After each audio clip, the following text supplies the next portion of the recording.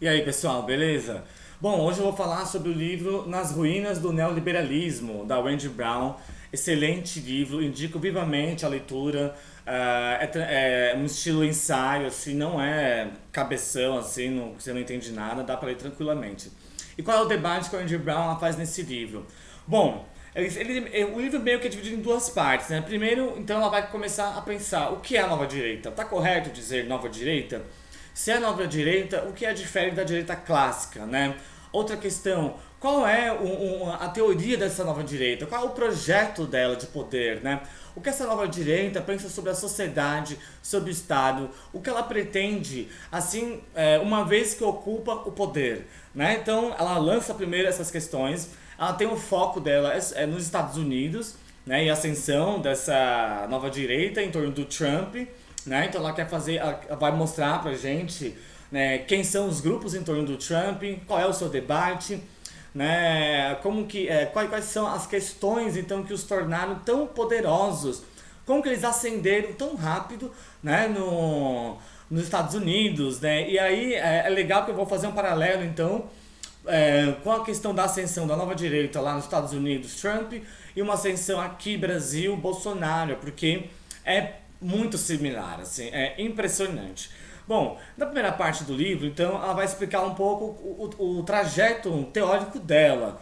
Ela vai então dizer que ela fez uma pesquisa ali, ela vai percorrer por o que ela vai chamar de neomarxismo, né, sobre correntes que aproximam as teses de Marx com algumas teses do Foucault sobre Estado, especificamente sobre a questão da governamentalidade, né, barra governo das condutas, né, que é então essa teoria do Foucault sobre o Estado e a maneira, né, como que essa teoria, essa governamentalidade vai ser assimilada pelo neoliberalismo. Ela vai dizer que isso continua, isso foi aprofundado. Por exemplo, o que é esse governo das condutas, né? É essa questão de quando o corpo, a sexualidade, a família, a cultura se tornam, ao lado da economia, preocupações e se torna uma centralidade desse neoliberalismo da segunda metade do século XX e começo do século XXI. Bom, então tem um mapa aqui de leitura, né? Para quem for ler o livro da Wendy Brown, que pode ler primeiro o livro dela, depois fazer essas leituras e pode voltar para o livro dela, né? Então, que é o Nascimento da Biopolítica, é o livro que a Wendy Brown vai trazer aqui para fazer esse debate. O do Marx, principalmente o Guerra Civil na França, né? E por que ela vai trazer o Guerra Civil na França, né? Aí é que vem a loucura do debate dela e de tudo isso que a gente está vivendo, porque qual é o debate central, né? Que tanto o Trump quanto o Bolsonaro vão fazer é, nos seus respectivos países, que eles são o anti-establishment, que eles estão aí contra o status quo. O status quo, na leitura dele, seria a ascensão, por exemplo, das políticas de gênero, das políticas LGBT e das políticas antirracismo e do excesso de Estado, né? Então eles vão se apresentar como essas figuras contra o sistema, né? Olha a inversão, né? Contra a ascensão do que eles vão chamar de um perigo comunista a partir das políticas culturais, né? Então eles vão travar uma batalha cultural, né? Mas isso é muito importante, porque o que esses teóricos aí, principalmente do século XXI, vão traçar? Que a esquerda, na segunda metade do século XX em diante, ela vai traçar uma grande batalha cultural. E essa batalha cultural, né, ela tem como um grande objetivo a destruição, né, da família e da liberdade. Olha a loucura. Isso aqui, a Wendy Brown ela vai destrinchar pra gente os textos do Friedrich Hayek, que é o grande teórico neoliberal, que vai então colocar isso pra gente, né? E para muitos desses pensadores, o grande demônio comunista não é o Marx, é o Gramsci, né? Porque o Gramsci então é o cara que vai fazer esse debate, né, da cultura. Mas qual é a diferença? No Gramsci é a cultura nas mãos do proletariado, da classe trabalhadora, das classes populares, né? Essa transformação cultural se dá por aí, de baixo para cima. No caso dessa galera, é uma revolução cultural às avessas, né? Ela vem de cima para baixo. É preciso proteger a população. Por que eles vão colocar, né, tanto os grupos em torno do Trump quanto em torno do Bolsonaro? A grande massa da população foi abandonada pela intelectualidade, que para eles é toda de esquerda. né? E isso é muito comum quando a gente vai ver os discursos do Bolsonaro e os discursos do Trump. É sempre anti-intelectualidade, é anti-humanidades, é anti-LGBT, anti-gênero e anti-políticas de raças. Entendeu? E quando se colocam a favor de políticas de distribuição de renda, é de uma maneira de proteção aos pobres. Mas veja o paradoxo, ao mesmo tempo que eles estão protegendo, se dizem proteger, né, as camadas populares, eles estão ao mesmo tempo defendendo uma política cultural, econômica e de Estado que privilegia o topo da pirâmide. Não é uma coisa simples, é complexo e dá tilt na cabeça de todo mundo, e conseguiu colocar e deu tilt na cabeça da esquerda, que está meio perdida aí até hoje, né? E daí que a Wendy Brown, ela coloca como que países, Estados Unidos e Brasil, como que os Estados Unidos sai do Obama e despenca pro Trump, como que nós saímos do Lula, Dilma e despencamos, né, pro Bolsonaro, que aliás foi um debate muito feito ao redor do mundo, né? E aí que vem outra questão que eu considero muito interessante que a Wendy Brown ela vai fazer.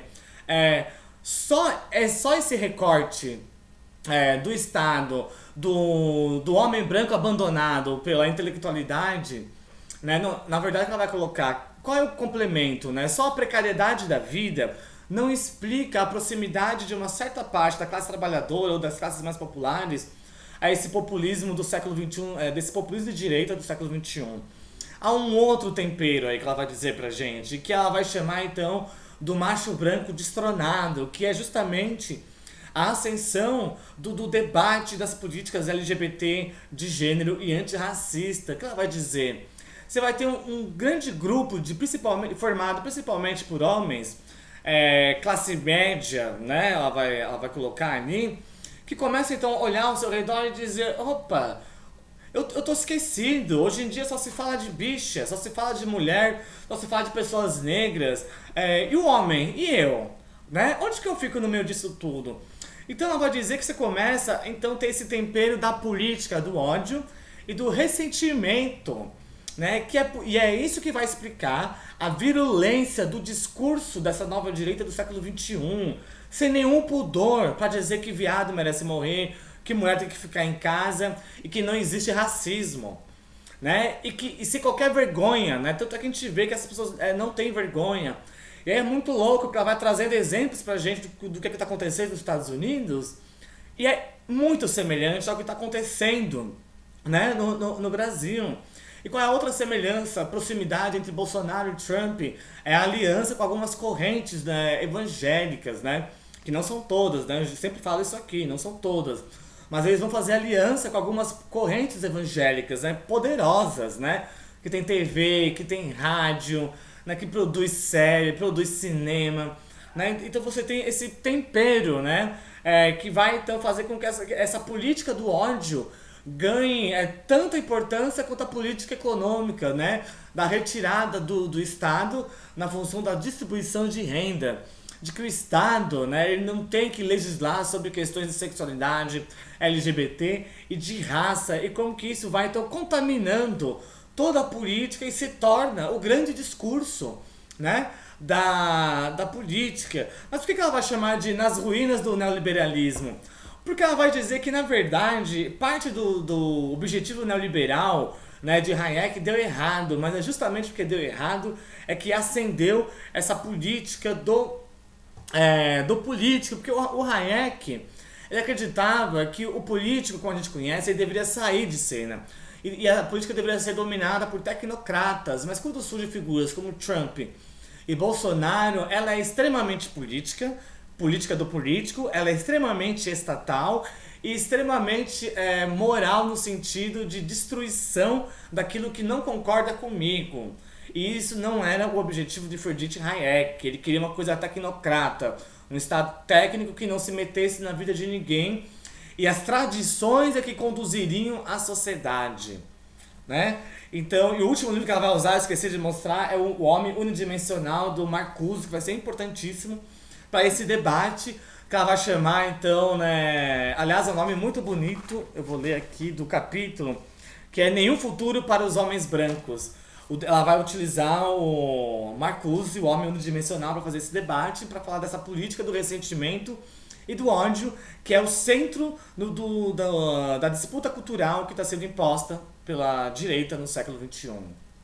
E é isso, tchau, tchau.